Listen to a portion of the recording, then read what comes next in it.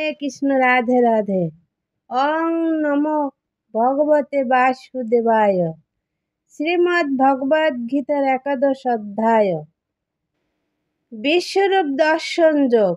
আজকে আমি 50-51 এই দুইটি শ্লোক পাঠ করব। সঞ্জয় উবাচ ইতি অর্জুনম বাসুদেবস্তথা উক্তা সকম রূপম দর্শয়মাসভুব আশ্বাসয়ামাশ্চ ভীতমেনম ভূত্বা পুণ্য সৌম্য বপু মহাত্মা।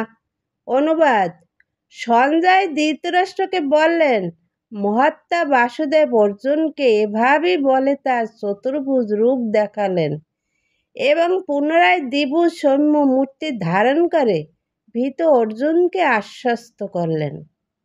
তাৎপর্য: শ্রীকৃষ্ণ যখন বাসুদেব ও দেবকীর পুত্ররূপে আবির্ভূত হন, তখন তিনি সর্বপ্রথমে চতুর্ভুজ নারায়ণ রূপে প্রকাশিত হন। কিন্তু তার পিতামাতা যখন তাকে অনুরোধ করলেন, তখন তিনি নিজেকে একটি সাধারণ শিশুতে রূপান্তরিত করেন। তেমনি শ্রীকৃষ্ণ জানতেন যে অর্জুন তার চতুর্ভুজ রূপ দর্শনে আগ্রহী নন, কিন্তু যেহেতু তিনি তার চতুর্ভুজ রূপ দর্শন করতে চেয়েছিলেন, তাই তিনি তাকে আবার সেই রূপ দেখালেন এবং তারপরে তার দ্বিভুজ রূপ দেখালেন। এখানে সৌম্য বপু কথাটি অত্যন্ত তাৎপর্যপূর্ণ। সৌম্য বপু কথাটির অর্থ হচ্ছে অত্যন্ত সুন্দর রূপ।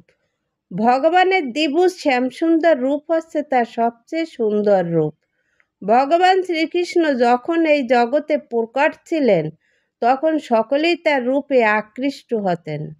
যেহেতু শ্রীকৃষ্ণ হচ্ছেন সমস্ত বিশ্ব চরাচরের নিয়ন্তা, তাই তিনি তার ভক্ত অর্জুনের সমস্ত ভয় বিদূরিত করলেন এবং তাকে আবার তার দ্বিভুজ শ্যামসুন্দর রূপ দেখালেন। ব্রহ্ম সংহিতায় বলা হয়েছে, প্রেমাঞ্জনের ধারা রঞ্জিত ভক্তি নয়নেই কেবল শ্রীকৃষ্ণের শ্যামসুন্দর রূপ দর্শন করা যায়। 51 নম্বর শ্লোকে কি বলেছেন? অর্জুন উবাচ দৃষ্টৈদম মনুষ্যম রূপম তব সৌম্যম জনার্দন ইদানীমস্মি সংবিত্তঃ সচতাহ প্রকৃতিম গত। অনুবাদ: অর্জুন বলিলেন, হে জনার্দন, তোমার এই সৌম্য মনুষ্য মূর্তি দর্শন করে এখন আমার চিত্ত স্থির হলো এবং আমি প্রকৃতিস্থ হলাম।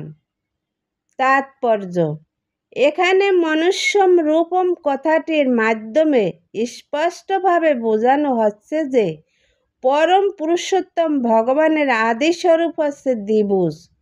যারা শ্রীকৃষ্ণকে একজন সাধারণ মানুষ বলে মনে করে, তাকে অবজ্ঞা করে এখানে স্পষ্টভাবে বোঝা যাচ্ছে তারা তার দিব্য প্রকৃতি সম্বন্ধে সম্পূর্ণ অজ্ঞ। শ্রীকৃষ্ণ যদি একজন সাধারণ মানুষ হতেন, তাহলে তার পক্ষে বিশ্বরূপ এবং তার চতুর্ভুজ নারায়ণ রূপ দেখানো কি করে সম্ভব হতো? ভগবদ গীতাতে তাই স্পষ্টভাবে বলা হয়েছে যে শ্রীকৃষ্ণকে সাধারণ মানুষ বলে মনে করে যারা নির্বোধের মতো প্রচার করে যে শ্রীকৃষ্ণের অন্তরে নির্বিশেষ যে ব্রহ্ম, তিনি শ্রীকৃষ্ণের মাধ্যমে কথা বলছেন, তারা অত্যন্ত অন্যায় করেছেন। শ্রীকৃষ্ণ প্রকৃতপক্ষে তার বিশ্বরূপ ও তার চতুর্ভুজ বিশ্বরূপ দেখিয়েছেন। তাহলে শ্রীকৃষ্ণ কি করে একজন সাধারণ মানুষ হতে পারেন? ভগবদ গীতার ভ্রান্ত ব্যাখ্যার দ্বারা শুদ্ধ ভক্তরা কখনোই বিভ্রান্ত হন না, কারণ তারা জানেন কোনটি কি। ভগবদ গীতার মূল শ্লোকগুলি সূর্যের মতো উজ্জ্বল, তাই তা দর্শন করবার জন্য মূর্খ ভাষ্যকারদের ভাষ্যরূপ মশালের আলোর প্রয়োজন হয় না। জয় গীতা। হরে কৃষ্ণ।